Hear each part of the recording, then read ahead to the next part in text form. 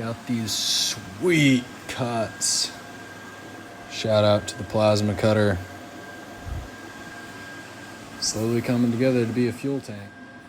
Okay, we are back with our FJ40 build. Today we are doing a very custom fuel tank. Thank you to the I Hate Mud members who got me the dimensions off of a Manafray tank. So we're plasma cutting up these parts.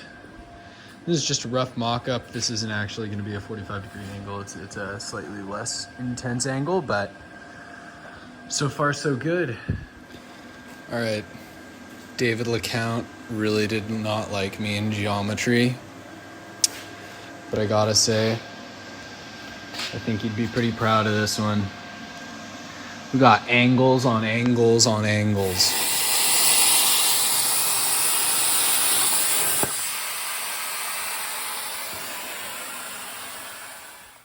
Alrighty everyone, so we're back with another FJ40 build update. Let's look at this fuel tank.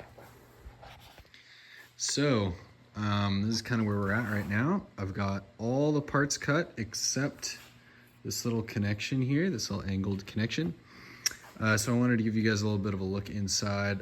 This is 100% held together with magnets, so the fitment is not amazing, but you get the idea. So probably gonna keep it pretty open in here. I might duplicate one of these baffles over here. Also just kind of help the tank with some rigidity and stuff. So here's our baffle.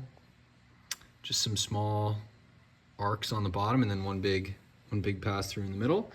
Then our filler tube is gonna pass through here and through here, out into the middle. All right, we're back with our fuel tank build for the FJ40. This is going to be the front of the tank.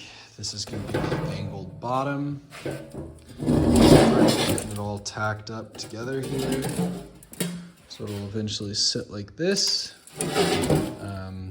Gonna do some full welds on this one once I do a test tack. And while I have real good access to the inside, we'll get full inner beads, then outer beads, then clean it up, then make sure it holds water and doesn't leak. So, yep, moving right along. Next is we'll put it in here, put the baffles in. All right, so we've got the front and sides all tacked up. The mock-up looks really good. Just got a couple last little fitment pieces to do. Got to tack this backside, the top. But before we do that, we're gonna get a full, basically the bottom perimeter fully welded so that we know we'll have a really good inner seal. And then the baffle stack will go in. Put those in. This plate will come back off. Couple more holes to plasma cut, but all in all, this thing's getting really, really close. Really close. Yeah, I'm stoked. Welcome back. We were testing our fuel tank for leaks. So far it looks really good. We just have one little pocket that I missed here. That's super duper obvious. All right, everyone, we are back with the FJ40 fuel tank update. So another night out here. Let's take a look at what we've got going on. So the baffles are in. Nice and steady. These are going to give the tank a little bit of added rigidity and they'll keep the fuel from sloshing around too much. Then we've got the second baffle that's also supporting our filler tube. Our filler tube is fully welded over on this side. Looks really good. Definitely a little on the burly side. I would have preferred something a little thinner walled, but it's what I had. And I don't really want to wait around just to get a slightly thinner tube. So anyway, filler tube is in. This is the space. I've got everything measured out for our sending unit. Because of the odd shape of the tank and just the way that these sending units work, it's gonna read the top of this height here as full. not this. So chances are what's gonna happen is it's gonna read full for a long time, and then I'll know as soon as it gets to here, that's kind of the beginning of like the rest of the tank. And then empty will be a true empty. I'd prefer to have it overestimate for a while, and then be really accurate for the last, 80% of the tank, than for it to be really accurate for the first half, and then, it just reads.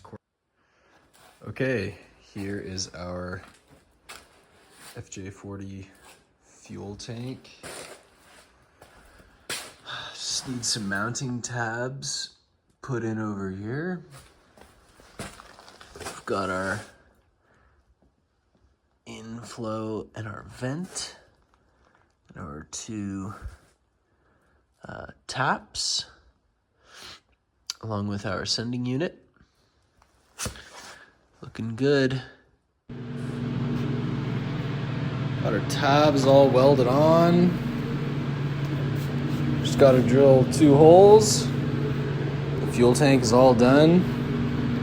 Last coat of paint, flip it over, springs on, axles on, then dry fit the engine and trans.